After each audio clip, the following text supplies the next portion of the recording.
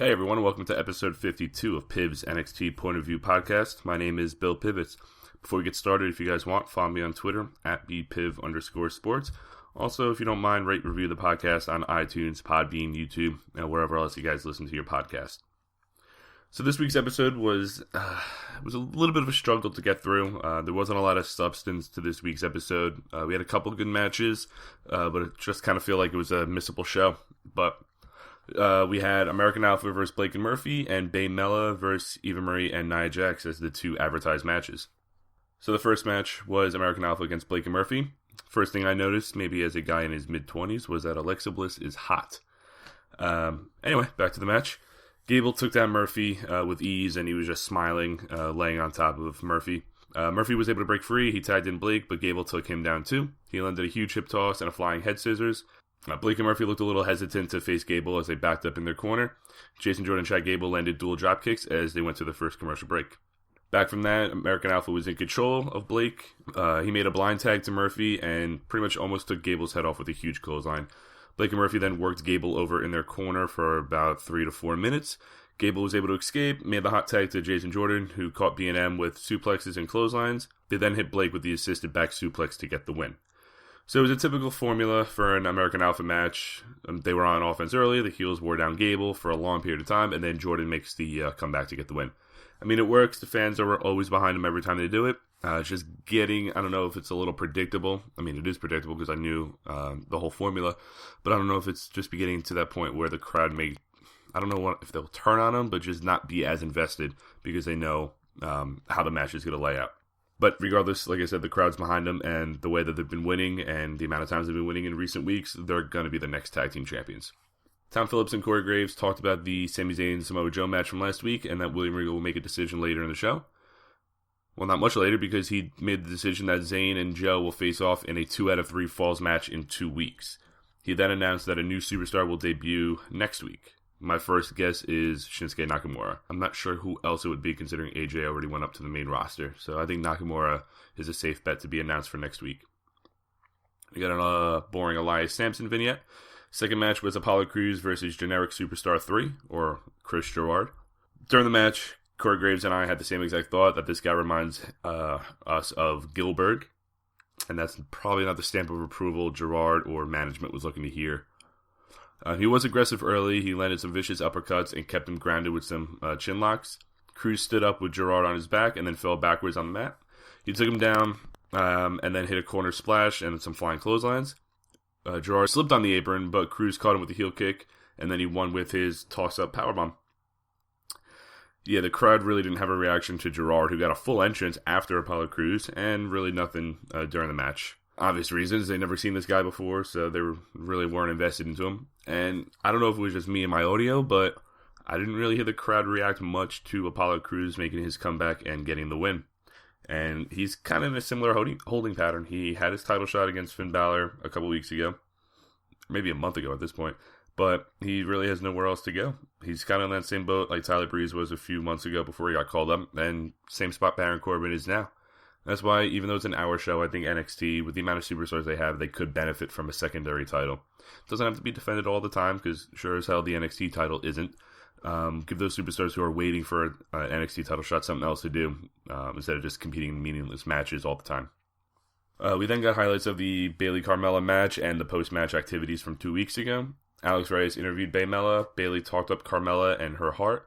Carmella wanted to show Eva and Nia Jax what they do where she's from, Staten Island. Reyes then brought up Asuka, and Bayley said she knows her intentions, and it's the NXT Women's Championship. We then got video footage of, it looked like a security camera, of Dash and Dawson attacking Enzo up in the parking lot. A little while later, Cass came to the rescue and sent him off, but the damage was already done. So if Regal has this video and we were able to watch it, can't he just strip Dash and Dawson of the titles or do something to them? Because it doesn't look like anything's going to happen. It's just pushing the storyline a little further. Third match was Tommaso Ciampa against Bull Dempsey. The ghost of Dempsey Past returns. Bull struggled to get his shirt off, and he asked the ref for assistance for a little comedic effect early in the match.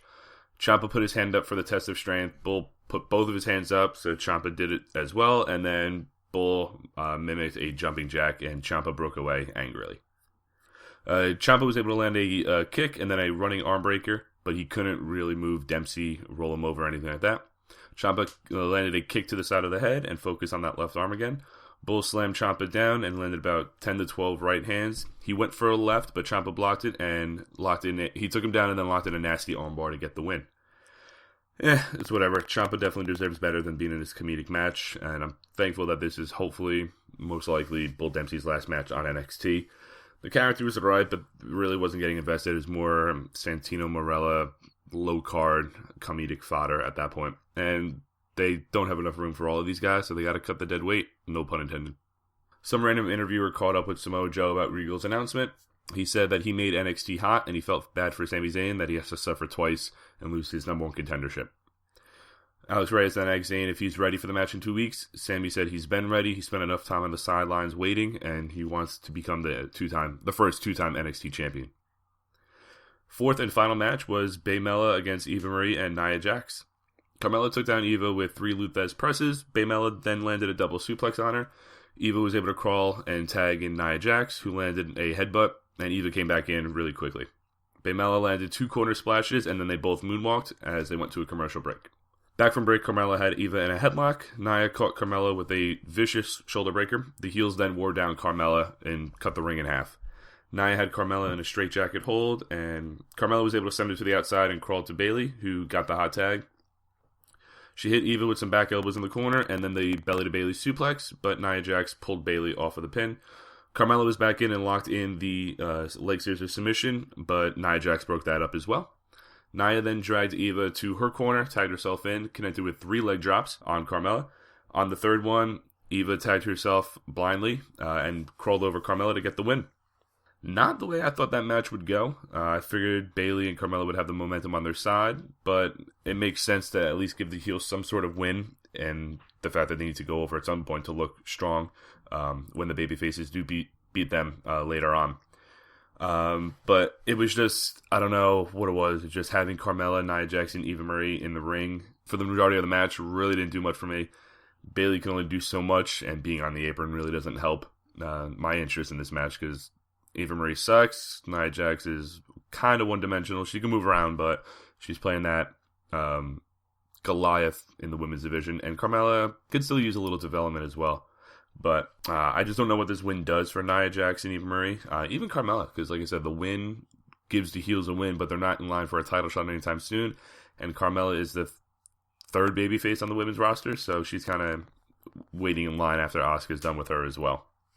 After that, Rich Brennan was backstage with William Regal and Finn Balor. Regal said that Balor's reign is getting close to the record. Balor really didn't have any idea what that meant. So Regal announced that next week Balor will face the longest reigning NXT champion, Neville. So that's going to be a really exciting match. We have Neville and Finn Balor, and then we have an announcement of a new superstar debut on NXT. And in 2 weeks, we have a 2 out of 3 falls match between Sami Zayn and Samoa Joe. So they're starting to build up towards NXT TakeOver Dallas, which is in about 37 or so days. Maybe, it's about 5 weeks from Saturday. So they're starting to build momentum, because this week definitely slowed the pace on some of the more exciting shows in recent weeks.